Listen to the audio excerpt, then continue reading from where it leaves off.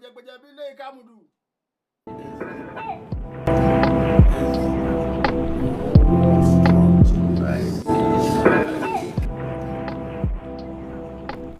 A kí yín káàbọ̀ sórí ètò wa, ètò gbajúgbajà ni ọlọ́lá àkókò tí a mú jáde láti iléeṣẹ́ Valiant Media Concept. Valiant Media Concept ni iléeṣẹ́ ìròyìn tó ń jábọ̀ fún nípa àkókò, àwọn ọmọ àkókò yálà nílé tàbí lókè òkun. Ọlọ́lá àkókò ètò pàtàkì tá a gbé kalẹ̀ láti fi ṣe ìgbélárugẹ àṣà, ìṣe àti àwọn olùgbé ilẹ̀ àkókò lọ́kùnrin lóbìnrin. Lónìí ìlú Awara ni a wà. Awara jẹ́ ìlú ńlá kan, agbègbè kan tí ó ti lórúkọ lọ́jọ́ pípẹ́ nítorí pé dáàmù tí gbogbo àkókò ti ń mumi ní ayé ìgbà kan ṣáájú àkókò yìí ìlú Awara ló wà. So ẹ̀yin ará ẹ tẹ̀lé wa ká lọ wo Awara Dam àti àwọn tó ń gbé ilẹ̀ Awara. Ẹ káàbọ̀ sórí ètò lẹ́ẹ̀kan sí orúkọ tèmi ní Samuel Akadre. Ẹ máa bá wa ká lọ.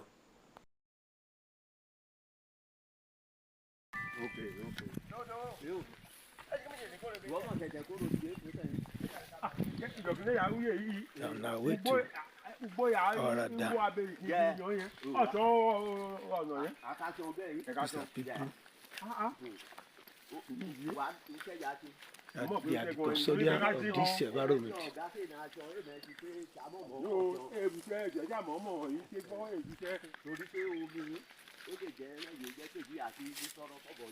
Okay. Wọ́n tó mọ̀ jẹun ẹni yìí. Ohun àmì ẹ̀rú jẹun. Ọ̀tọ̀ ọwọ́ sọ̀rọ̀ yẹn ni. Ẹ̀dọ́gbọ́ ara ẹ̀. Jáde gbogbo bálẹ̀ títí mọ́tò ti gba omi láǹkà tí gbọmí tẹ́lẹ̀. Ẹ jàre.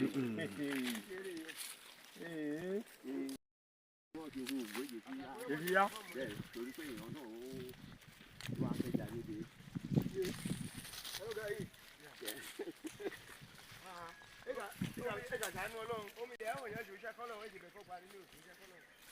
Ok,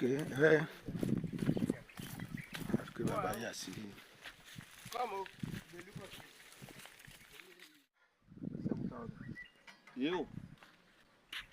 Gbogbo yín ni ká sì máa cover.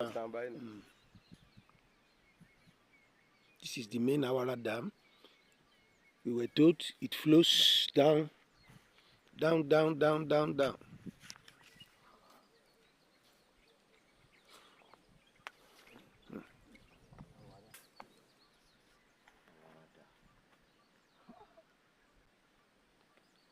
Ẹ mà káàárọ̀ o. Ẹ káàárọ̀ sà. Ẹ ṣeun. Ẹ jẹ́ bá wa dárúkọ yín fún àwọn tó ń wò wá bí àwọn tó ń gbọ́ wa. Èmi tí mo bá yín sọ̀rọ̀ ní Abdulrahman Ismaila. Báwo lẹ ṣe jẹ́ ní ìlú Awara yìí? Mo jẹ́ indigene of this town. Mo lè jẹ́ òṣìṣẹ́ water nbí. Gẹ́gẹ́ bí Awara Dam ṣe wà yìí, kí lẹ lè sọ nípa dáàmù yìí? A gbọ́ pé àwọn ìjọba ti filẹ̀ tí wọn ò lò. Wọ́n dẹ̀ sọ fún wa pé omi tó wà níbí pé ó tó gbogbo àkókò láti mu tán bá dààmú ẹ̀. Kò sóhun tá a lè sọ ń bẹ̀ ni pé àwa gan ankúlẹ̀ àdúrà ni pé oko mi kí ìjọba yìí lè bá wa fọwọ́ sí. Ìsáyídá wọ́n lè máa pọ́ǹpù ẹ̀ sí ìgboro kó wúlò fún ará ìgboro.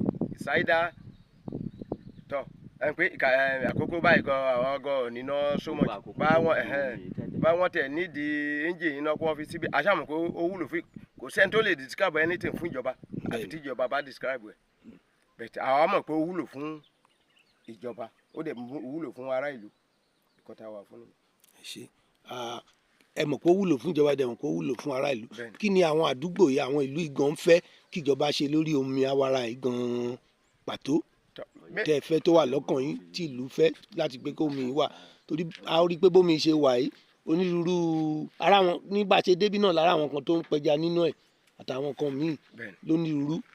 Ṣé ẹja nìkan ni kí wọ́n kúkú máa pa náà ni àbí kí làwọn nǹkan míì tí ẹ̀yin community gan ń fẹ́ àti gẹ́gẹ́ bí òṣìṣẹ́ water tẹ́ fẹ́ kí wọ́n ṣe lórí omi Awara yìí gangan. Ẹ ṣé gẹ́gẹ́ bí kan tí mo sọ síwájú ń sìn kò sẹ́ni tí ò mọ ohun tó dá àfẹn tó bá ń ṣìkà bẹ̀tẹ̀ ẹni tí ò bá lágbára kò sóhun kọ̀ọ̀kan tó wà lẹ́nu ẹ̀ tó fẹ́ sọ but bí àwa ṣe wà for just community only àwa fúnra tiwa bá ṣe wà á ń jìyà omi because many of our ìyàwó wa bí ọmọ wa àti ìwọ ọbẹ̀ yẹn wá pọnmi wọ́n ń bẹ̀rù ẹ̀ ní in olden days tíjọba sì dá táǹkì 3 ló wà lẹ́rìn àwàrà yẹn now tójú dẹ̀ ti ìlà tó yẹ kí a tẹ̀ ní borehole sẹ́ẹ̀rin àwàrà a ò ní à ń jìyà borehole yẹn gan à ń jìyà omi seriously àwa la lómi bẹ̀ tá à ń jìyà because kì í gbogbo yẹn ló láyà tí dédé wọ ọbẹ̀ yẹn wá pọnmi ìyẹn jẹ́ ìkan adẹ̀túmọ̀ pé kì í gbogbo ará ìlú kì í gbogbo àdúgbò kan ní borehole wà then tí bí bá wà function tí iṣẹ́ bí ń lọ dédé a mọ̀ pé àwọn ará ìgboro gan wà á tún máa romi yìí lò ṣe bómi ṣáà ní gbogbo òǹdógán wọn lè lómi yìí tán bet kò ságbára lọ́wọ́ àwa community ìyà tá ń jẹ ni àwa lẹ́nu nìkan wà bẹ̀tà tún jìyà. ẹ ṣe gbogbo ohun tẹ́ ń sọ yìí náà ni àwọn aláṣẹ wa ń gbọ́ mo dẹ̀ mọ̀ pé wọ́n á ṣiṣẹ́ le kí ni yàtọ̀ sí Awara dam yìí a rí i pé ojú ọ̀nà tó bá tó àkókò òjò mi rò pé bí ṣe ń rìn kí lẹ ní sọ fún ìjọba nípa ọ̀nà tó wá láti ìgboro wá sí Awara ń bí. ẹ ṣe gan kókó èyí tá a fẹ́ sọ lórí yẹn náà ibẹ̀ náà ni mo fẹ́ rí fásọ ní sínsìn abẹ́ gẹ́tì ń sìn mo dúpẹ́ pé ọ̀nà ọbẹ̀ náà lẹ gbà wá. bẹ́ẹ̀ni. tó bá jẹ́ pé ẹ ti ó dùn bí àwọn dáàdì mi bí dáàdì mi ṣe wá sí bí wọ́n tí wọ́n bá padà sí léṣe ó dá mi lójú wọn á lọ lo oògùn ara líle just machine ń jọ yín mọ́lẹ̀ ń bọ̀ ni ọ̀nà ni ò dá ohun tẹ́ ti fojú ara yín rí ni ohun tá ń jìyà ẹ̀ so a ní ìdìrọ̀lọ́wọ́ yẹn a ní ìdìrọ̀lọ́wọ́ ẹ̀. kán bá wa ṣe ojú ọ̀nà yìí. kán bá wa ṣe ojú ọ̀nà yìí then ojú ọ̀nà yìí dẹ̀ jẹ́ ẹsẹ̀ ojú ọ̀nà yìí dẹ̀ jẹ́ ojú ọ̀nà tó jẹ́ pé gbogbo ní I can say Àkókò generally tí ọrọ̀ ajé gbà wọlé ojú ọ̀nà tẹ́ ń wò yìí kò síbi tí ó já sí Mẹ̀sẹ̀ ó já sí Àkúrẹ́ ó já sí Ṣúpárì ó já sí many places kódà ó tún padà sí Èmùrè lọ́hùn ojú ọ̀nà kọ́ ètò ń lọ ni o ní gbogbo Àkókò ibi nìkan ló ọrọ̀ ajé gbà wọlé bẹ́tẹ̀ a ò lọ́nà many of motors nísìnyí tó ń lọ bíi tó ń kẹrù jáde àbí machine òun ló lẹ́fi dàbí pé machine ló pọ̀ jù lọ́nà bíi because motors kí wọ́n tó lọ báyìí lórí ọ̀yọ́ náà tí yóò da abẹ́gẹ́ ti sìn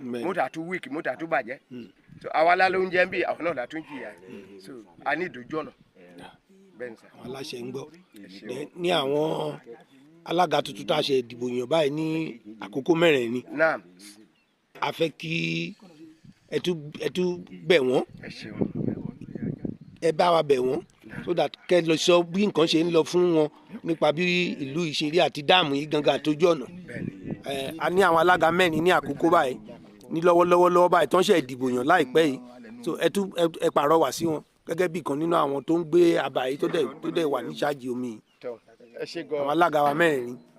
adúpẹ́ lọ́wọ́ yín olóòtú adúpẹ́ lọ́wọ́ yín ẹni ṣiṣẹ́ ṣe. àmín.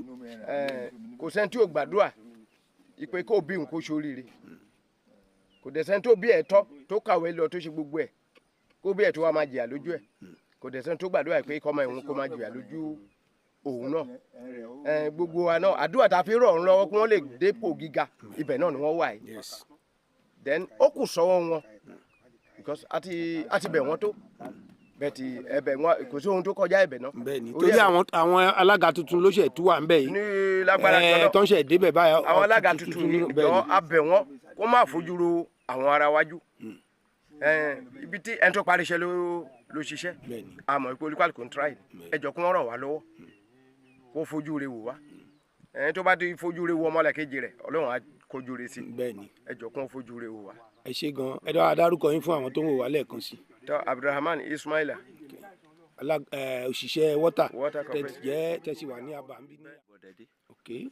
mo jẹ́ ìkan nínú àwọn chief security ní water níbí.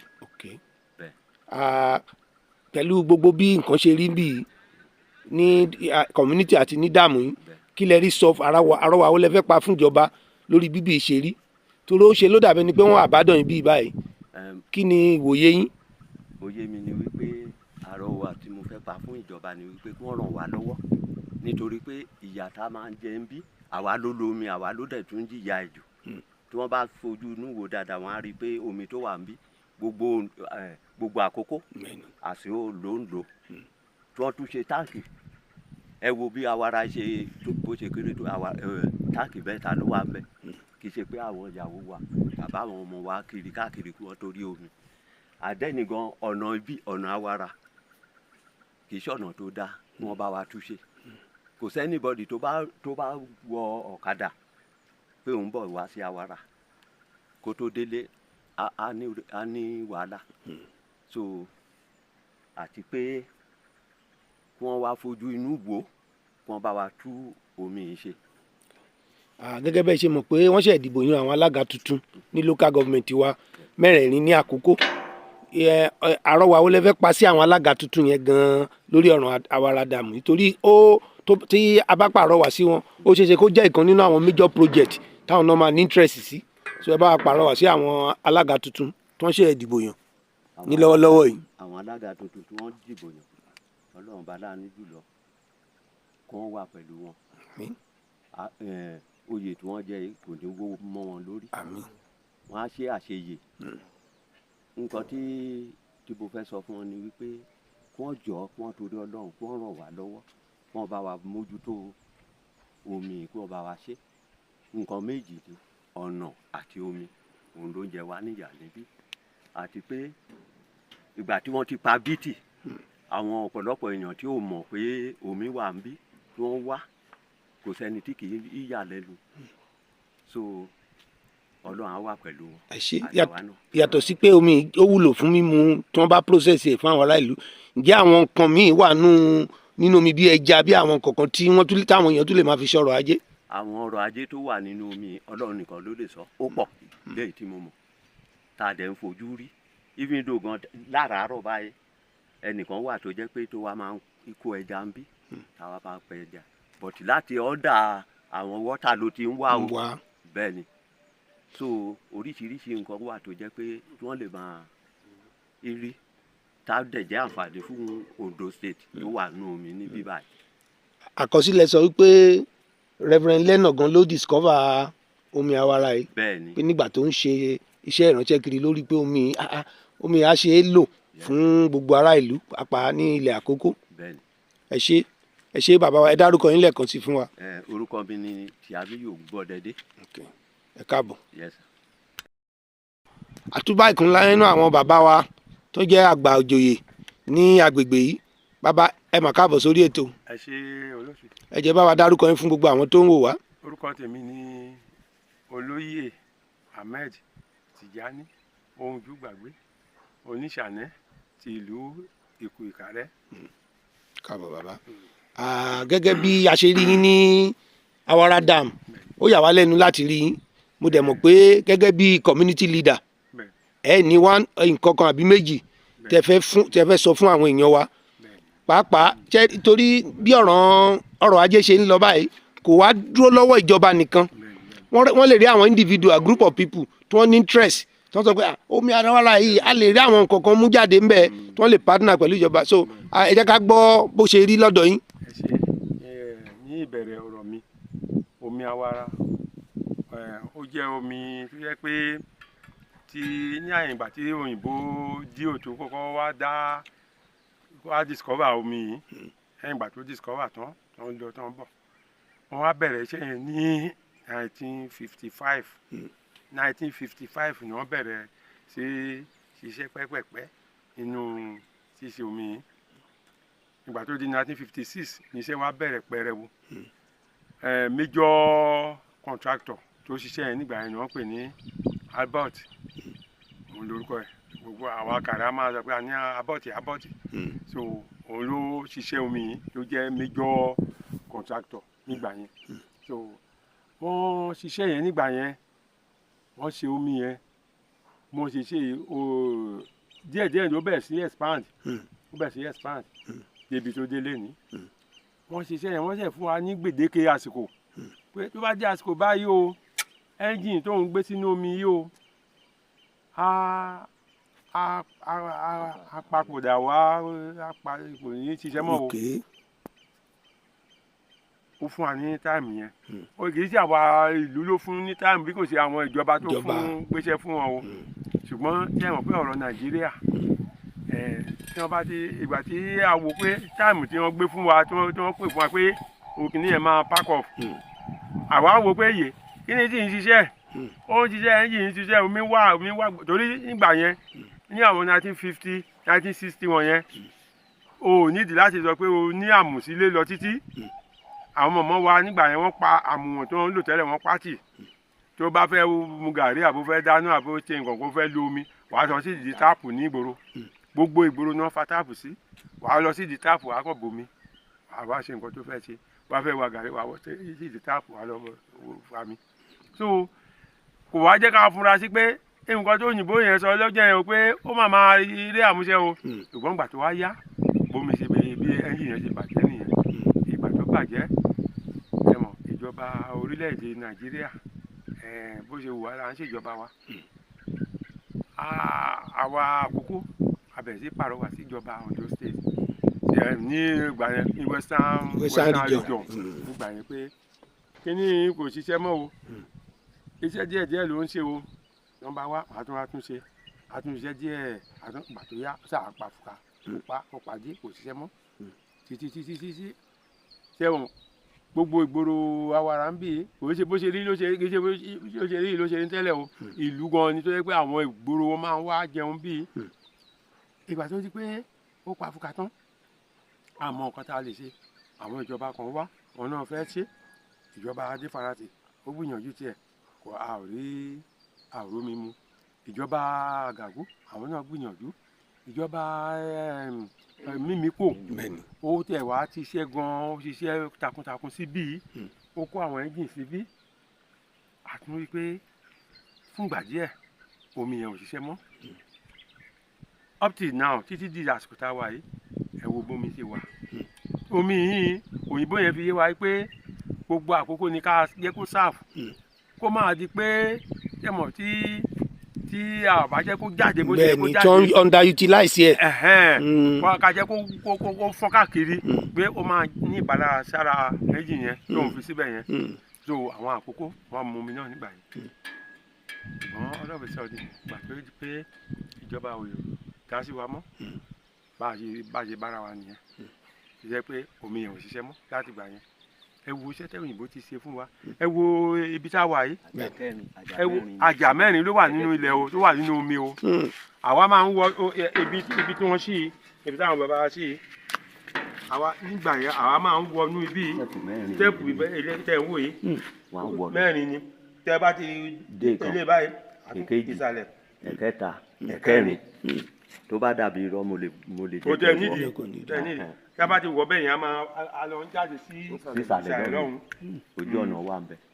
so gbogbo ẹ̀ wọ́n ti ṣe yẹn wọ́n ṣe pa tó jẹ́ pé ẹ wo oríire tó síbẹ̀ láti àtòyẹ ọdún yìí tí ò sí nǹkan tó ṣe ẹ̀rí tá a bá tún kúrò níbi tí a tún lọ wo ibi tí wọ́n kó ẹ́ńjìn sí ẹ̀rí pé wọ́n ṣiṣẹ́ síbẹ̀ ìjọba nǹkan tí mo lè pè ìjọba ní aṣòfùmọ́ra ọ̀hún tí nǹkan ẹ̀ bá ń bàjẹ́ kò sí nǹkan tó kàn wọ́n because ṣé ló yẹ kí ìjọba ṣe àmúlò àwọn ẹ́ńjìn tí wọ́n kó síbẹ̀ yẹn kó lè máa sáàfù àwọn èèyàn eléyìí tí ìjọba ń sọ pé èní bọ́ọ̀hù wọ́n ṣe síbí ọ̀la bọ́ọ̀hù wọ́n ṣe síbí ẹ wo bọ́ọ̀hù tí wọ́n ṣe sí gbòòrò báyìí mélòó ló ń ṣe ń bẹ̀ sí àbọ̀ owó tó ń pápọ̀ owó tí wọ́n fi ń ṣe bọ́ọ̀hù káàkiri kó ń pápọ̀ kó ń ná sí omi yìí tí wọ́n bá ná sómi yìí gbogbo àkókò mo ṣúọ̀ pé gbogbo àkókò ló máa sáàfù gbogbo àkókò á máa mú tọ̀sán tòru ni torí òyìnbó yẹn ti sọ pé iṣẹ́ tó ń ṣe síbí o pé ká jẹ́ kó expand kó rìn gan-an torí kó máa jẹ́ padà fún ẹ́ńjìn yẹn ẹ wò ó sì bá ibi tá a bára wa nìyí o ọ̀nà kó ràn wá lọ́wọ́. ẹ ṣé gan bàbá wa thank you sir. gẹ́gẹ́ bí bẹ́ẹ̀ ṣe ṣàlàyé àrọwà wo gan lẹ fẹ́ wá pa fún ìjọba báyìí pàtó lórí ọ̀ràn omi àwara yìí torí pé a mọ̀ pé ní ìjọba tuntun tó tún wà lóde lónìí pẹ̀lú ìrànlọ́wọ́ àwọn local government mẹ́rẹ̀ẹ̀rin ní àkókò mo mọ̀ wípé bá a ṣe ń fún rere ẹ̀ yìí tó bá máa fi déwájú wọn ó yẹ kí wọ́n gbé ìgbésẹ̀ tó dáa lórí ẹ̀ àrọwà wo gan torí pé àwọn míì náà wà tí wọ́n ní interest tí wọ́n fẹ́ partner pẹ̀lú ìjọba so pé ìjọba tí wọ́n mọ̀ pé agbára yín ò ní gbé kíní ẹ jẹ́ ká partner pẹ̀lú yín àwọn èèyàn ń wá àrọwà wo lẹ fẹ́ pa fún wọn nítorí ọ̀nà àti ti omi gan. àrọwà mi sí ìjọba ni pé ìjọba ló ní wá àwa la níjọba tó bá rẹ pé àwọn oníjọba gbogbo àtàwa tí a yan àwọn èèyàn síbẹ̀ gbogbo àná níjọba ṣùgbọ́n àwọn tá a fi síbẹ̀ láti máa pé kó máa darí wa a rọ̀ wọ́n a bẹ̀ wọ́n pé kó má jẹ́ kí omi kókò láì waste báyìí bó ṣe wà tí ò sí nǹkankan tí ò sí àǹfààní kankan tó ṣe yìí àwa ìgboro à ń sọ́fà ẹ̀ à ń jìyà ẹ̀ báwo lẹ́yìn ṣe wà nú omi tá máa nígbà tẹ́yìn wà nú omi tó ń lùwẹ̀ nú omi tó lóun gbẹ̀ngbẹ̀hún nígbà tá a nírú eléyìí tá a rò mí mu nígboro abẹ́jọba kan ràn wá lọ́wọ́ léyìí tó jẹ́ pé wọ́n á sọ pé wọ́n á máa ṣe bọ́ọ̀ káàkiri yẹn wọ́n máa ọ̀rọ̀ bọ́ọ̀hù yẹn kọ́ tẹ̀ kókó pààyàn tìṣẹ́gbẹ́ kan ìwọ̀nba owó tí wọ́n bá sọ pé tí wọ́n bá ya máàkì fún omi kan wá náwó síbí fún wa fún àǹfààní gbogbo àkókò ni even beyond àkókò gan omi ṣe technology ti sáfù so kí ìjọba kan ràn wá lọ́wọ́ kan wá tún omi náà ṣe fún wa ká lè jẹ́ ìrọ̀rùn fún wa torí tí omi àti pé tí omi yìí bó ṣe wà yìí a mọ̀ pé tí wọ́n bá ṣe tán àti tún omi yìí ṣe ọ̀nà tó wá láti ìgboro wá sí omi ìjọba náà á tún ṣe á tún jẹ́ àǹfààní fún wa torí pé tí ọ̀nà bá dáa gbogbo nǹkan á tún rọ àgbẹ̀ lọ́rùn àárẹ̀ àwọn nǹkan wa iṣu wa ọ̀gẹ̀dẹ̀ wa tó jẹ́ pé kò sí mẹ́ǹsì tó fi lè wá sí ìgboro ṣùgbọ́n tó bá lo àǹfààní omi pé wọ́n fẹ́ tún omi ṣe yìí tó bá ṣe ọ̀nà wa dé bíi àwọn onítàǹkà gan tẹ́lẹ̀tẹ́lẹ̀ wọ́n máa ń wá sí omi bí. bàtọ́nà dáa. bẹ́ẹ̀ ni àwọn onílé iṣẹ́ ńláńlá wọ́n á wá sínú bí wọ́n á wá fa omi ó ti ní iye tí yẹ pé wọ́n tó ń lọ sápò ìjọba iye pé wọ́n ń fà á lọ́fẹ̀ẹ́ ó ní iye tó tún lọ sápò ìjọba tó bá wá fà á irú yẹn báyìí tíjọba náwó kan síbì kan mo mọ̀ pé ìlọ́pọ̀ wọ́n á tún rí ń bẹ̀ kán rí ìjọba gbìyànjú kan wá bá wa tún omi náà ṣe kó máa wá sí ìgboro. ẹ ṣé bàbá wa gẹ́gẹ́ bá a ṣe mọ̀ pé iṣẹ́ àgbẹ̀ àkókò ọ̀gbẹlẹ̀ náà ó tún nítumọ̀ ṣé àyè lè wà fún àwọn tó bá fẹ́ ṣoko ní agbègbè yìí kí wọ́n ṣe irrigation fún wọn kí wọ́n máa lómi láti fi ṣe irrigation.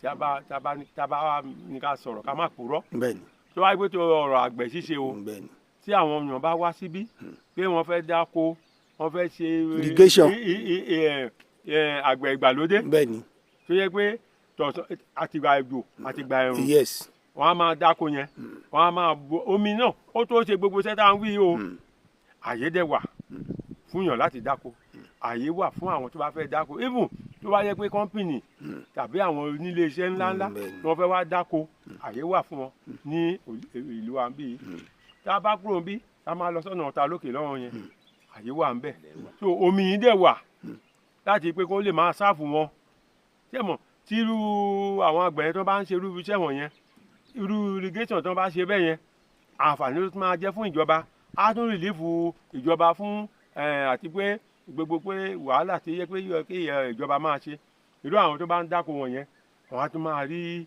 àǹfààní àti kó èrè wá sí ìgboro àwọn nǹkan tó bá gbìn wọ̀nyẹn irú àsìkò ọ̀gbẹlẹ̀ ń sìn báyìí ẹ̀fọ́ ni o ewédú ni o tòmátò ni o gbogbo nǹkan wọ̀nyẹn wọ́n gbìn lásìkò ọ̀gbẹlẹ̀ ní àwọn ìpínlẹ̀ mìíràn tí àwọn èèyàn bá ṣe tán bá fọwọ́ ṣe ń bí ilẹ̀ wà omi dẹ̀ wà so ìgbàláyè dẹ̀ wà fún wọn láti ṣe irúṣẹ́ yẹn látọ̀dọ̀ ẹ̀yin community láti ọ̀dọ̀ àwa community ìgbàláyè wà fún wọn láti wá ṣe ìṣòro àtúnjẹ àǹfààní fún wa náà àwọn ọmọ wa tún ráyè àtún rí eré ọ̀nà àti ṣiṣẹ́ àwọn ọmọ wa tó ríṣẹ́ ṣe ẹni tó fẹ́ dáko nísìnyí tó dáko bíi éka mẹ́wàá ṣé mọ̀ pé òun nìkan ò lè dá nìkan ṣe àgbàrún síbẹ̀ so àwọn ọmọ wa tún ráyè ṣiṣẹ́ Ọlọ́run kó ràn wá lọ́wọ́. ẹ ṣé bàbá kó tó di pé àyọ̀ǹda yín sà ẹ mọ̀ pé ọ̀ràn àwọn darandaran Fúlàní ó tún jẹ́ ìkan nínú àwọn nǹkan tó ń lé àwọn èèyàn sẹ́yìn kí ni ṣé àwọn Fúlàní wọ̀nyí náà wà ládùúgbò yín bí. àwọn Fúlàní wọ́n ń wá bí àwọn Fúlàní wọ́n ń wá bí ó ní àwọn Fúlàní wọn kó oríṣìí bíi méjì àwọn kan wà tó jẹ́ pé wọ́n jẹ́ ọ̀rẹ́ fún wa àwọn yẹn Fúlàní ti Yorùbá ni wọ́n àwọn kan wà tó jẹ́ pé Fúlàní pọ́nbélé ni wọ́n àwọn yẹn kì í gbọ́ kì í gbà ni wọ́n ìjọba dẹ̀ ti ń bá wa gbìyànjú wípé irú àwọn yẹn kan lè sún sẹ́yìn fún wa ìyẹn àwọn kì í gbọ́ kì í gbà yẹn ìjọba bá wa gbìyànjú torí pé pẹ̀lú ìrànlọ́wọ́ àwọn Àmọ̀tẹ́kùn àti àwọn forces wọ̀nyẹn ìjọba ń gbìyànjú láti pé kán bá wa lé torí pé àwa ń gbé information á lọ gbé báwọn ìjọba pé àwọn yìí o wọn mà jẹ́ ká àwọn àbẹ̀ febi pa wá o wọ́n bá oko wa jẹ́ o tí wọ́n bá ti dénú oko wa bá oko ẹ̀gẹ́ tó lọ bí ilẹ̀ bí ẹni ọjọ́ kan ni wọ́n á kílẹ̀ tó mọ́ wọ́n á parí ẹ̀ wọ́n á dẹ̀ lọ irú àwọn tá a wí nísìnyí báyìí tí wọ́n bá ti ń da ẹran wọn bọ̀ àwọn yẹn ẹran wọn kì í dúró nítòsí tí wọ́n bá ti wọ ìlú kan tí wọ́n bá ti wọ inú igbó kan gbogbo nǹkan tí wọ́n bá ti rí ń bẹ̀ kílẹ̀ tó mọ́ wọ́n á jẹ́ tán wọ́n á dẹ̀ disappear wọ́n á lọ bẹ́ẹ̀ ni so ìjọba ti ń bá wa lé àwọn wọ̀nyẹn pẹ̀lú ìrànlọ́wọ́ àwọn community lórí àwọn fún wọn ní information pé ibi báyìí ni wọ́n wà o ibi báyìí ni wọ́n wà o wọ́n ti ń bá wa lé wọn ṣe wò pẹ̀lú ìrànlọ́wọ́ àwọn tó tún jẹ́ bòrólò tó jẹ́ fúlàní tiwantiwa yẹn lórí àfààyè gbà wọ́n wọ̀nyẹn wọ́n mọ bí wọ́n ṣe ń da ẹran wọn ṣe bí ìkàlà àwọn wọ̀nyẹn ń ṣe tí ẹ̀ bá dé òkè ọya màálù a máa kọjá ní ẹ̀gbẹ́ oko tí wọ́n dá báyìí kò ní fẹnu kan nǹkan tí wọ́n dá yẹn o kò ní fẹnu kan gbàdo o kò ní jẹ ẹ̀wà o kò ní jẹ nǹkan kan o ṣùgbọ́n dọ̀dọ̀ wa ń bí gbogbo nǹkan tá a gbìn máa jẹ́ ṣé wọn pé kàlà wọn yẹn ń ṣe pé wọn jẹ fi kàlà wọn ṣe ní ọ̀dọ̀ wọn lọ́wọ́ so. tí ètò ààbò tó péye bá ti wà mo fẹ́ mú dá yín lójú pé àwọn èèyàn káàkiri gbogbo wọn á bẹ̀rẹ̀ sí ṣiṣẹ́ ogun bí so nísìnyí tẹ́ ti fi dá wa lójú pé ètò wà fún ètò ààbò fún gbogbo àwọn tó bá fẹ́ wá láti dáko ẹ jẹ́ kí n sọ ṣe rí n tá à ń ṣe lọ́wọ́lọ́wọ́ yìí àwọn ọmọ àkókò wà nílùú òyìnbó ní gbogbo orílẹ̀-èdè àgbáyé tí wọ́n nífẹ̀ẹ́ láti wá ṣoko ṣùgbọ́n nítorí pé ẹ̀rù àwọn fúlàní wọn á boko jẹ́ wọn á pààyàn wọn á ṣe gbogbo ẹ̀ kò fún wọn ní ìgboyà láti wálé ṣùgbọ́n gẹ́gẹ́ bí olórí ìlú tẹ́tú sọ eléyìí fún wọn báyìí àwọn náà ń gbọ́ níbi gbogbo tí ẹ bá wà ẹ̀yin ọmọ àkókò àyè wà fún yín ní awara láti wá ṣoko ń bẹ̀ dáàmú wà ń bẹ̀ tẹ́lẹ̀ máa ní seasonal planting sí ọ̀tà lókè. sí àgọ́ irúṣú àgọ́ kátẹ́dó àgọ́ sàkúnmí àgọ́ balógun àti bẹ́ẹ̀ bẹ́ẹ̀ lọ àgọ́ ìsìkáyà gbogbo bíi tẹ́ mú wí tá a bá ní ká máa rìn ìrìn láti ìgboro síbi tá a wí ojú ìrìn bí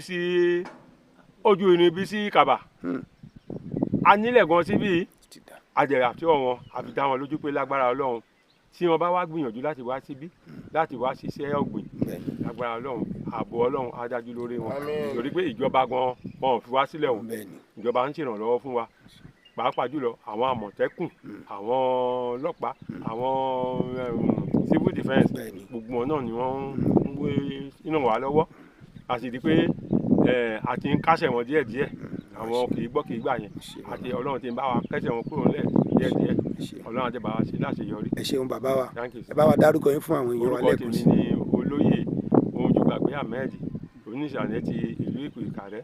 ṣe sá àdúpẹ́ o. This is still Awara. We are on top of the flyover.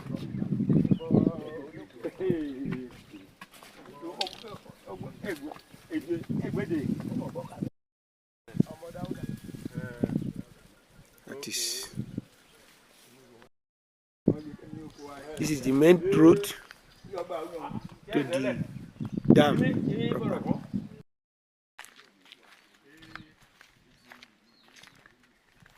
We are on our way to another very gigantic equipment. Just to make sure that the presence of government is felt in this place. This is part of the outlet of the water. The dam, whenever it is released, it passes through this channel down to every other places. All these places are very good for agricultural purpose. All agricultural purpose. Damming and do every other things are very, very possible. This is whenever the dam is released or it overflows, the water passes through this channel. This is the channel of the water. That is the main dam. Anytime it is filled up,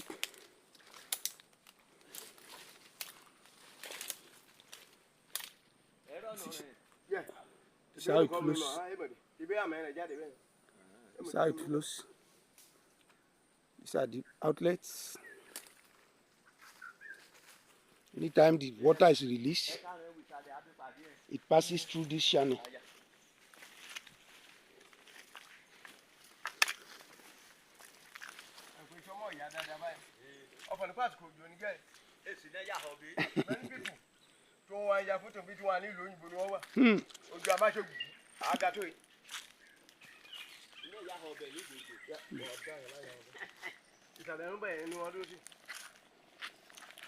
These are part of the channel. Whenever it is released or overflows, it passes through this channel.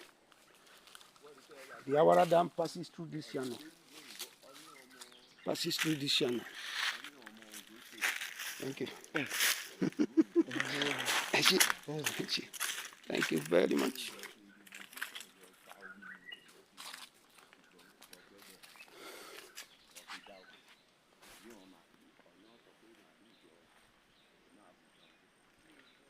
lórí àìfọ́kṣọ̀ mọ́ náà ẹ rí bí kọ́sìn tó ti ń ìbàjẹ́ díẹ̀díẹ̀ sọ́tìkà. Yes. yá ẹ jàre ara wọn gan lè ju tèmi.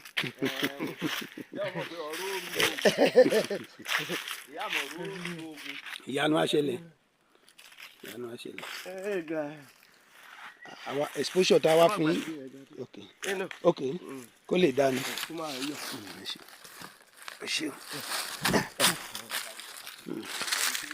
They are in stages.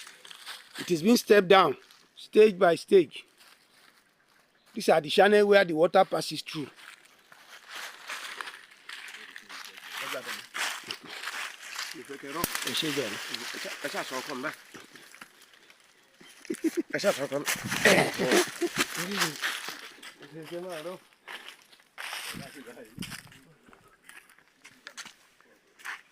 So we are still following the route, the channel. Whenever the dam is released, these are the steps it takes.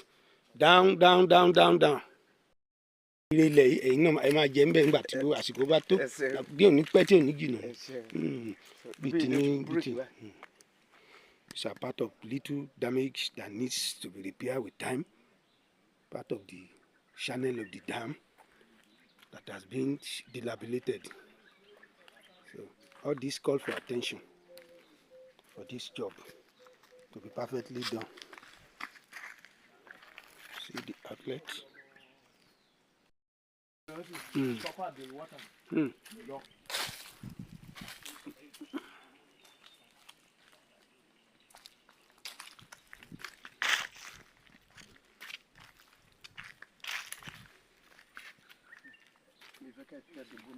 Okay.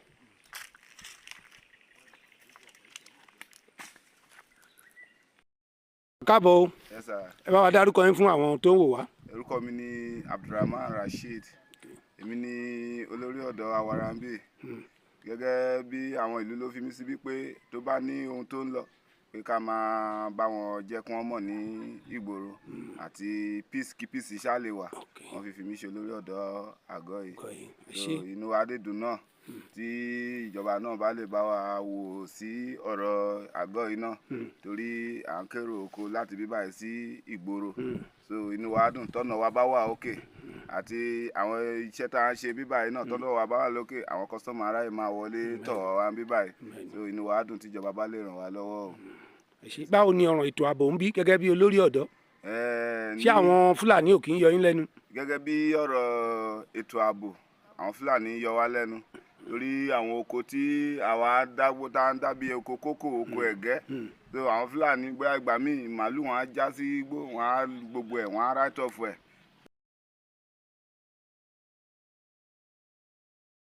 Àmọ̀tẹ́kùn náà wọ́n wá sí ọ̀dọ̀ wọn wá sí oko bí báyìí wọ́n yà sọ́dọ̀ àwọn Fúlàní náà pé àwọn dẹ̀ ti sọ yẹn àwọn tó ń jẹ́ kó wọ́n ti sẹ́tù wọn pẹ̀lú ìyẹn.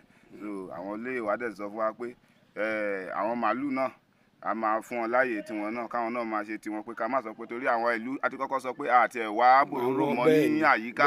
So but ìgbà báwọn Fúlàní àbáwọn ṣífù àṣebáwa sọ pé ká fi sùúrù sí pé káwọn náà máa ṣe tiwọn but ẹni tó bá lẹ́yìn tí Fúlàní bá nǹkan ẹ̀ jẹ́ kí wọ́n fi tó àwọn Àmọ̀tẹ́kùn létí. Ẹ ṣe yàtọ̀ sí ọ̀nà àwọn àrọwà wo lẹ tún fẹ́ pa síjọba?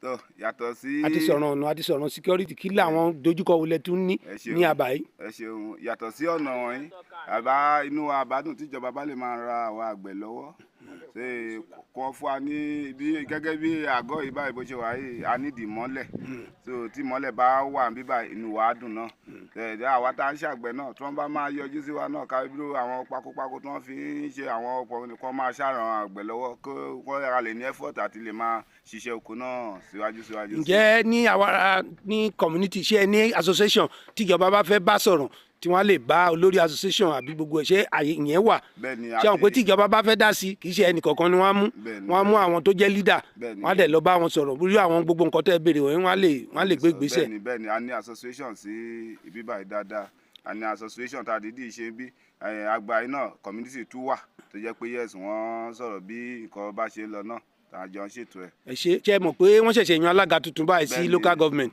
kí ni ọ̀ràn lára àwọn ibi tí wọ́n máa kọ́kọ́ rìn ṣé ẹ ṣetán láti gbàlejò wọn nígbà tí wọ́n bá wá bí láti wá wo bí nǹkan ṣe rí. àbí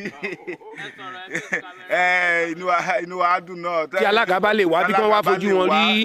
káwọn kan wá wo bá a ṣe rí ní bíbáyìí inú wa gan á dùn torí táwọn kan bá fojú wọn ra wọn wá wo bá a ṣe rí bíbáyìí àwọn kan mọ next step torí nǹkan tó ń jẹ wá níyà àwọn kan á mọ̀. wọ́n á jẹ́ kí ìbéèrè yìí á fi ṣọwọ́ sí wọn á rí wọ́n á dẹ̀ lára àwọn ibi tó máa kọ́kọ́ tọ̀ ní gbogbo àkókò north east tíbi fọ́ọ̀lù sí àwàrà máa jẹ́ kan bẹ̀ àmúdáyín lójú ẹ dárúkọ yín fún wa lẹ́ẹ̀kan sí. orúkọ mi ni Abdulrahman Rasheed èmi ni gọ́gọ́ ní olórí ọ̀dọ́ Àwàràmbí. ẹ ṣe àwọn pẹ̀lú. ìyá wa ṣé àlàáfíà làbá yín. àlàáfíà ni sà. ẹ jẹ́ dárúkọ yín fún àwọn èèyàn wa. èmi ni Mrs. Ẹ̀bùn Adéwùmí láti Ìkù a dẹ̀ ń gbé ní Awara camp. gẹ́gẹ́ bá a ṣe gbọ́ wọn náà ni woman leader community ṣe gẹ́gẹ́ bí ohun tá a fojú rí àwọn nǹkan wo ló ń gbé yín lọ́kàn tẹ́ fẹ́ kí ìjọba àti àwọn ọlọ́dọni kan bá yín dá sí ní Awara community. àwọn nǹkan ẹgbẹ́ òun sókè mi. àwọn nǹkan tó yẹ kí ìjọba bá wa dá sí pọ̀ ṣùgbọ́n èyí tó jẹ wá lógún jù ni pé tẹ́ bá rí bẹ́ẹ̀ ṣe ń bọ̀ báyìí mẹ́ṣìn ló gbé yín wá. bẹ́ẹ̀ni. àwọn mọ́tò ń ná bíi tẹ́lẹ̀ ṣùgbọ́n ọ̀nà ti bàjẹ́ ó bàjẹ́ gan-an ni nígbà rẹ̀jíìmù Mímíkò ó bá wa renovate omi wa ó bá wa ṣe ọjà tó dẹ̀dá fún wa báyìí ó ní 50 rooms ṣùgbọ́n látà lórí pé ọ̀nà ò dáa wọn wá ná ọjà náà báyìí torí tí machine bá ń gbèyàn bọ̀ báyìí 2000 ni tó bá ti jẹ́yọ ẹnìkan láti gbòòrò débì tó bá tún lọ 2000 téèyàn bá ń bọ̀ tó bá jẹ́ ní méjì 2000 ṣùgbọ́n tó bá jẹ́ nìkan láti gbòòrò 4000 ní gocom so ọ̀nà yẹn jẹ wá lógún gan-an lẹ́yìn yẹn renovation tọ́nà ṣe ní ti water ààrò mímú kò sí omi kankan láti bí ó ti lé ní 5 years àbí jù bẹ́ẹ̀ tí a ti mú táǹkì kẹ́yìn bẹ́ẹ̀ rẹ̀jíìmù Ọ̀nyárìgbùlẹ̀ ó tiẹ̀ ṣe táǹkì 3 síbí fún wa ní ìlú Awara camp gangan 3 la ti ń rómi ṣùgbọ́n láti gbà yẹn kò sí nǹkan kan mọ́ so ọjà wa yìí tó tiẹ̀ jẹ́ wá lógún jù ó yẹ káwọn kan ti máa ná ṣùgbọ́n ọ̀nà ò dáa so bí irú bẹ́ẹ̀ ṣe mẹ́nu bà ọ̀rọ̀ iná báyìí wọ́n ní one step before another so tí ọ̀nà bá ti dáa tí omi wá dáa àwọn nǹkan tó dáa tún máa jẹyọ ní ọ̀nà yìí. ẹ ṣe gẹ́gẹ́ bí a ṣe mọ̀ pé community iṣẹ́ àgbẹ̀ ni iṣẹ́ tí wọ́n ń ṣe ǹjẹ́ ń fẹ́ ìrànlọ́wọ́ ìjọba lórí iṣẹ́ àgbẹ̀. ìrànlọ́wọ́ tá a nídìí lọ́dọ̀ ìjọba ó pọ̀ gan-an. àti lọ́dọ̀ àwọn ọmọ àkókò gbogbo tó ń gbò wá tó dẹ̀ ń gbọ́ wa lórí ètò yìí. bẹ́ẹ̀ni. torí pé iṣẹ́ community kì í ṣe fún ìjọba nìkan. bẹ́ẹ̀ni. ni àwọn kan náà wà tí wọ́n jẹ́ pé ọmọ àkókò tí wọ́n ń wò pé kìkìrì oko tí wọ́n ń kó jáde láti apá bí ó máa ṣe ìlú ní àǹfààní lọ́pọ̀lọpọ̀ so àrọwà wo lẹ fẹ́ pa sí irú àwọn wọ̀nyẹn tó wà nílùú òyìnbó wà nílùú ọba ní gbogbo ibi tí wọ́n wà kí ni ìrànlọ́wọ́ tẹ́ ń fẹ́ lórí ètò àgbẹ̀ àti ètò ọ̀gbìn. ṣe rí ti ètò ọ̀gbìn yẹn ìrànlọ́wọ́ ta nídìí pọ̀ pàápàá náà ojú ọ̀nà yìí náà ló tún ṣáájú ìrànlọ́wọ́ yẹn. So tẹ́ bá débí nígbà òjò ẹ rí i pé wọ́n máa kó ọsàn kọjá, wọ́n máa kó epo kọjá. Ní gbogbo àkókò yìí ọ̀nà yìí ni number 1 tí ohun ọ̀gbìn ti ń jáde, ṣùgbọ́n kò sí ìrànlọ́wọ́ fún wa àti develop gbogbo nǹkan ọ̀gbìn wa, bí ká ní fertilizer, bí kán fún wa ní equipment àwọn nǹkan tá a lè lò fún oko wa wọ̀nyẹn. Tá a bá rí àwọn tó lè volunteer àti ṣe fún wa, nítorí pé àwọn brọ́dà mi kan tiẹ̀ ní ilẹ̀, wọ́n ní tí mo bá ti réèyàn tó fẹ́ máa gbin nǹkan sí kí n ní kán máa gbin nǹkan sí, ṣùgbọ́n ààrẹ nìkankan tó lè ràn wá lọ́wọ́ tàbí tó lè develop àwọn nǹkan wọ̀nyẹn. ẹ ṣé gan ìyá wa, gẹ́gẹ́ bẹ́ẹ̀ ṣe sọ, gbogbo àwọn ọmọ Nàìjíríà ń gbọ́, àwọn ọmọ pàápàá àwọn ọmọ Àkókó àti ìjọba gbogbo wọn ń gbọ́ bẹ́ẹ̀ ṣe sọ. Ẹ bá wa dárúkọ yín fún wa lẹ́ẹ̀kan sí. Èmi ni Mrs.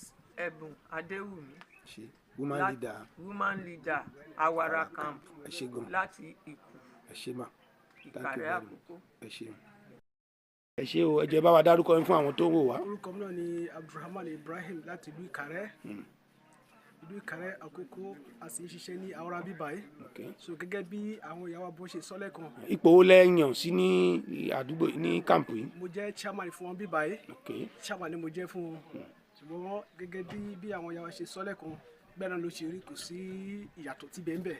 So tí ìjọba náà bá lè ràn wá lọ́wọ́ gẹ́gẹ́ bí wọ́n ṣe sọ, inú wa á dùn. So èyí tí a fẹ́ náà nìyẹn, ní ọ̀nà pẹ̀lú omi láti omi mu lọ bẹ́ẹ̀ pàápàá la nífẹ̀ẹ́ sí. So Ọlọ́run fún wọn lágbára tí wọ́n lè fi bá wa ṣe. Ọlọ́run àlùbáríkà la ilaha illallah Muhammadu sallallahu. So ọ̀rọ̀ mi ò kọjá ìyẹn lọ, ọ̀rọ̀ mi ò pọ̀ bẹ́ẹ̀. So gẹ́gẹ́ bí àwa ṣe sọ lẹ́ẹ̀kan yẹn, bẹ́ẹ̀ náà ló ṣe rí, kò sí àtúntì bẹ́ẹ̀. Kó tó di pé màá jẹ́ kẹ́ ẹ lọ, ǹjẹ́ ìbáṣepọ̀ kankan wà láàárín ẹ̀yin tó jẹ́ chairman community àti àwọn ìjọba wa ní ìgboro pàápàá ní local government? Ǹjẹ́ wọ́n máa ń pè yín sí àwọn ìpàdé kọ̀ọ̀kan?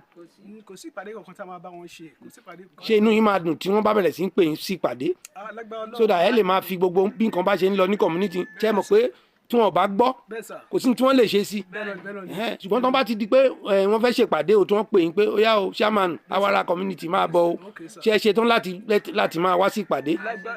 Lágbára Ọlọ́run á bá wọn fọwọ́ sí, á bá wọn fọwọ́ sí. So ìbáṣepọ̀ gbúdọ̀ wà.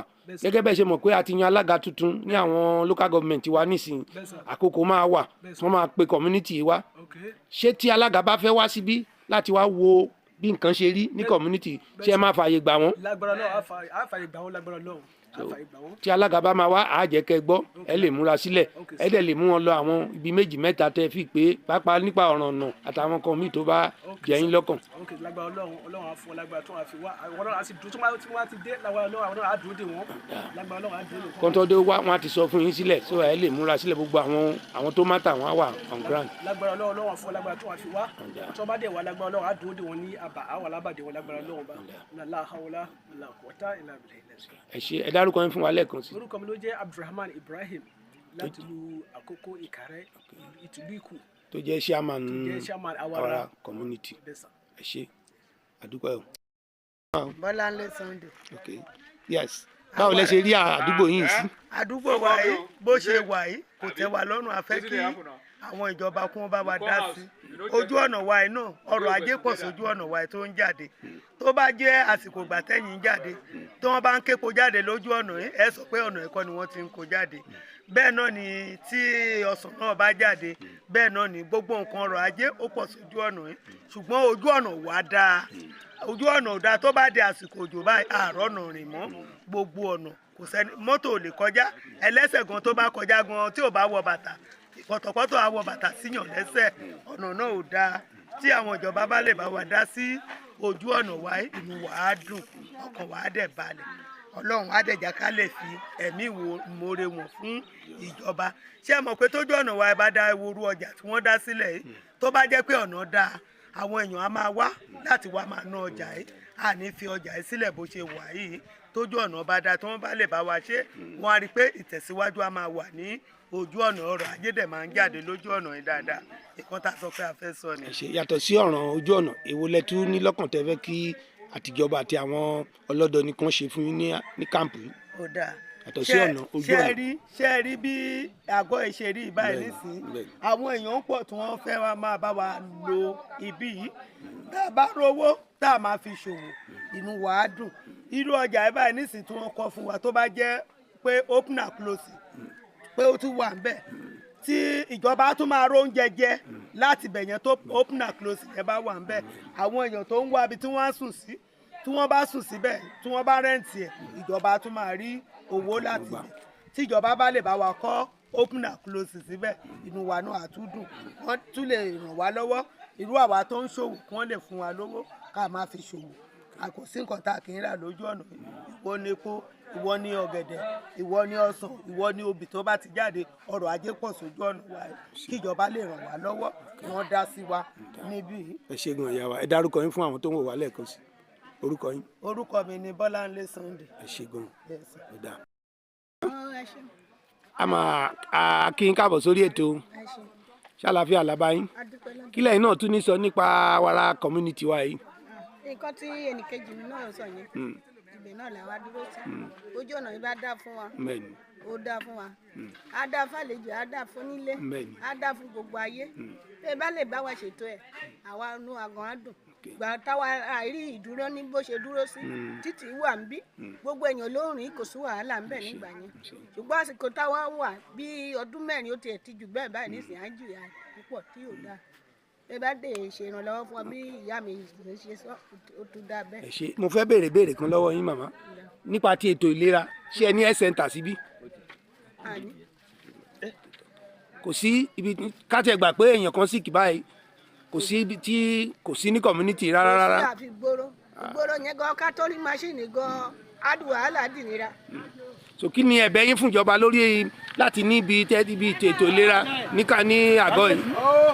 ẹ̀bẹ̀ wa ni pé bí wọ́n bá lè bọ́ aṣáájú bójú ọ̀nà bá ti dáa a máa ní mọ́tò gan tó rìn níbí láyé àtijọ́ kò sí mọ́tò mọ́ ọ̀kadà gan oye tá à ń sọ ní tẹ́lẹ̀ yẹn ó tún wá ní ìgbéra owó ọ̀kadà ó tún wá dàgbàsókè fún ẹ pé orí ojú ọ̀nà ò dáa gbogbo ẹ̀ ó di wàhálà sí wa lórí tí yóò jẹ́ pé ọkàn wa ń balẹ̀ wọ́n bá lè bá wa ṣètò ká tiẹ̀ rí mọ́tò kó tiẹ̀ máa bá wa rìn níbí yìí kí ọ̀kadà kó máa bá wa rìn níbí yìí ọkàn gbogbo èèyàn á balẹ̀ àì máa rí tiẹ̀ náà ṣe. lágbára Ọlọ́run wọn á ṣiṣẹ́ lé àtijọba àti gbogbo àwọn ọmọ àkókò pátápátá tó wò wá lórí ètò yìí mo nígbàgbọ́ pé ìgbésẹ̀ á wá lórí ẹ̀ lágbára Ọlọ́run láìpẹ́ láìjìnà ẹ bẹ̀rẹ̀ sí rí ọwọ́ ìjọba àti àwọn ẹlẹ́gbẹ́jẹgbẹ́ tí wọ́n á wá sí community pàápàá ètò ìlera ó ṣe pàtàkì o tí wọ́n bá sick tí ò bá tètè ríbi lọ ẹ mọ̀ pé ó léwu. ìṣìkúrù gan yẹ kó wà ń bẹ gbogbo wọn yẹn ẹ ṣe màmá tí wọ́n á ní school bó tẹ̀ jẹ́ primary school ẹyọ kan contest wà ń bẹ. bí wọ́n bá kó wọn lólé kò sí kò sáyè fún wọn. ó dáa màmá ẹ ṣé adúpẹ́ o màmá God bless you.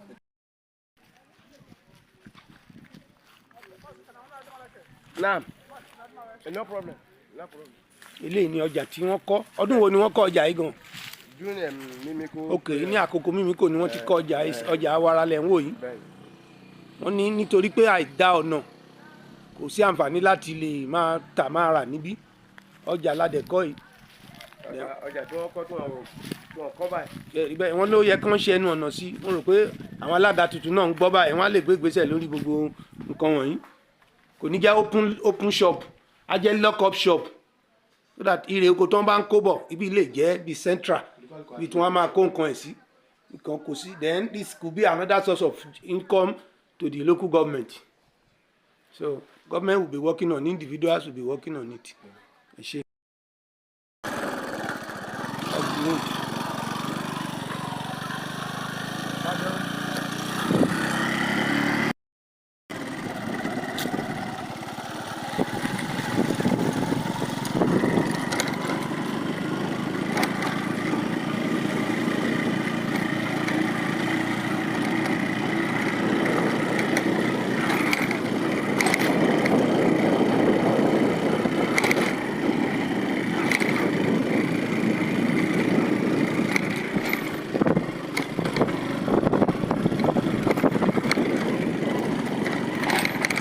Roads are very bad. This portion of the road is so bad. So motoring.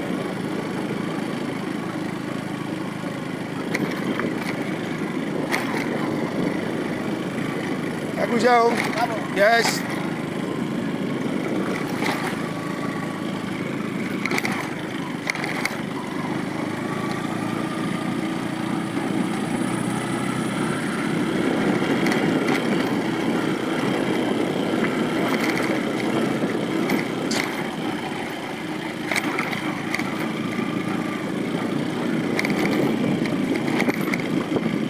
Part of the bad portion àwọn ibi tí ò dá mbẹ ni tíjọba lè bá wa rọ́gbọ́n dá sí wọ́n lè máa kó èrè oko wá láti inú àwọn oko wọ̀nyí ní àkókò òjò bí wọn yóò ṣe rìn during rainy time it will be too difficult to walk through these places.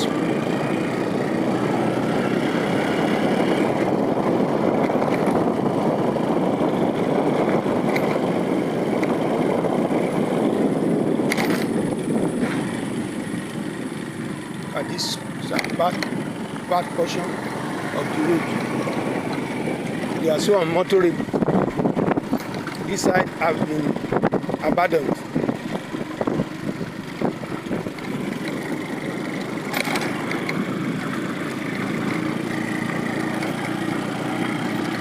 So bad. This is Awara road that leads to Awara camp in Ikare Akoko, Yometa area. It has been abandoned for a long time. So we are looking forward for a better. These are some of the bad portions. Terribly bad.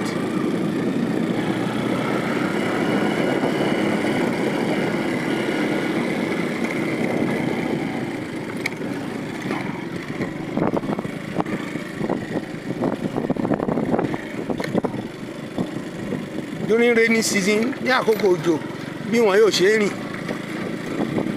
à ń rawọ́ ẹ̀bẹ̀ síjọba àtàwọn tó afẹ́nifẹ́re ẹ jọ̀wọ́ wá bá wa wo ọ̀nà ilẹ̀ Àkókó ni gbogbo ẹ̀yin ọmọ Àkókó nílé lóko ẹ bá wa gbé ìgbésẹ̀ a rí pé a rí ọ̀nà yìí ṣe kí ire oko kó lè máa wọlé láìsí wàhálà láìsí ìnira fún gbogbo àwọn àgbẹ̀ wa.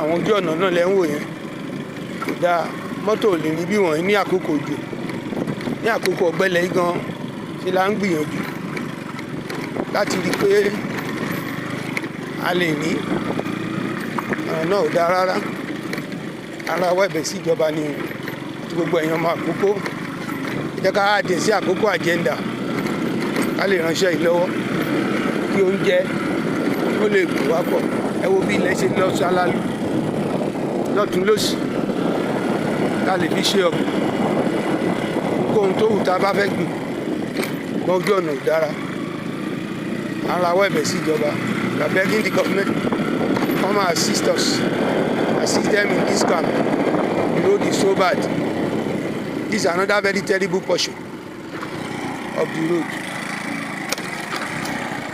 and imagine during rainy season no vehicle is able to pass through this road it cost 2,000 naira for anybody to come from camp to this place. I say it's a bad portion of the road, terribly bad. Ibi tí wọ́n sì ti ń kó oúnjẹ wá fún gbogbo ìlú nìyí ẹ wo ọ̀nà náà ò dáa rárá lákòókò òjò kò sí mọ́tò tá a lè gbà bí mọ́tòsáìkù gan-an ní lè gbà bí àǹfààní sì wà nínú oko tá a lè mú wá fún àwọn ènìyàn.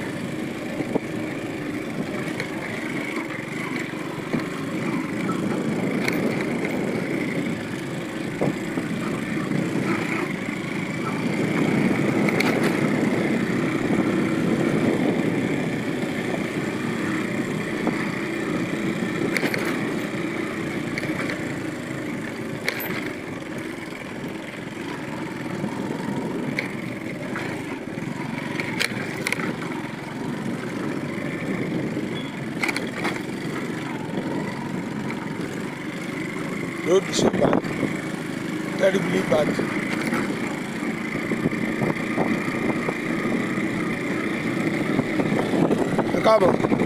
It's a part of the bad portion of the road. they are not motorable. During rainy season, no vehicle will be able to pass through this place. And there are many camps here where food stuff are brought out to the community. Beg the government, beg individuals, come and assist us to repair this road so that food stuff being planted in the farm will be easily shipped into the community. These are part of the bad portion of the road.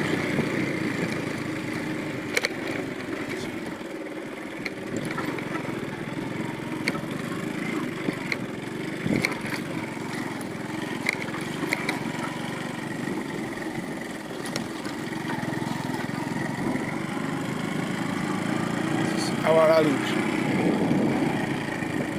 Meta. This is another terrible place.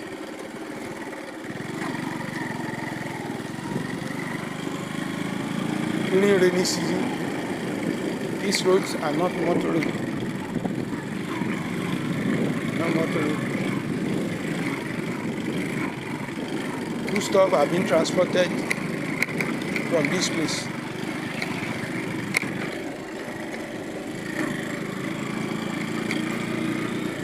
This is Olola Akoko reporting this. Valiant Olola Akoko television. Bẹ́ẹ̀ tí ń gbé ètò yìí jáde. Ara àwọn ibi tí àwa Àkókò gbọ́dọ̀ mójútó nì. Ọrọ̀ ajé oko gbogbo ẹ̀ là ń kó gba ọ̀nà yìí. Ní àkókò òjò ń bọ̀ báyìí ní àkókò òjò. Irè oko wọ̀nyẹn máa ń bàjẹ́ sínú oko ni. Torí pé kò sí ọ̀nà, kò sí àyè láti lè kó àwọn irè oko wọ̀nyẹn jáde. À ń bẹ̀ wá àwa ìjọba ẹlẹ́gbẹ́jẹgbẹ́ gbogbo ọmọ ilẹ̀ Àkókò ní gbogbo ibi tá a bá wà jẹ́ ká dìde ìrànwọ́ fún ọ̀nà yìí kí oúnjẹ iṣẹ́ àgbẹ̀ kó lè rọ àwọn tó wà níbí lọ́rùn. Àwọn oúnjẹ ibi báyìí wọ́n ló jáde sí Èkìtì, Èmùrè Ìṣẹ̀, Ìmẹ̀sí Àìṣẹ̀gbá, Ọ̀tà lókè gbogbo àwọn àbá oko lónírúurú Mandali.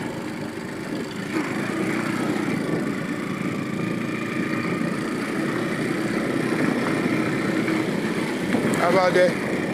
Sure.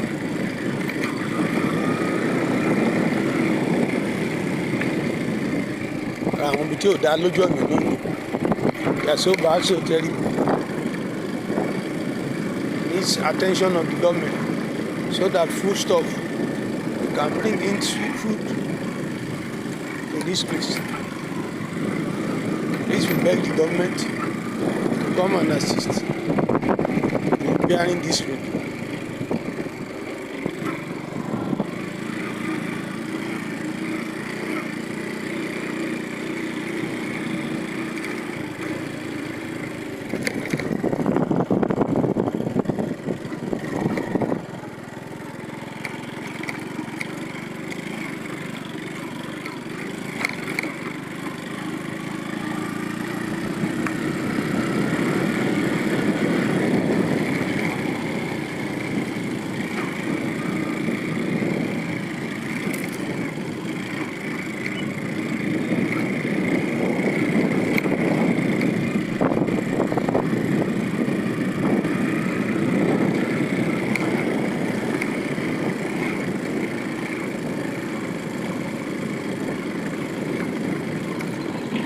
A big vehicle coming on this road.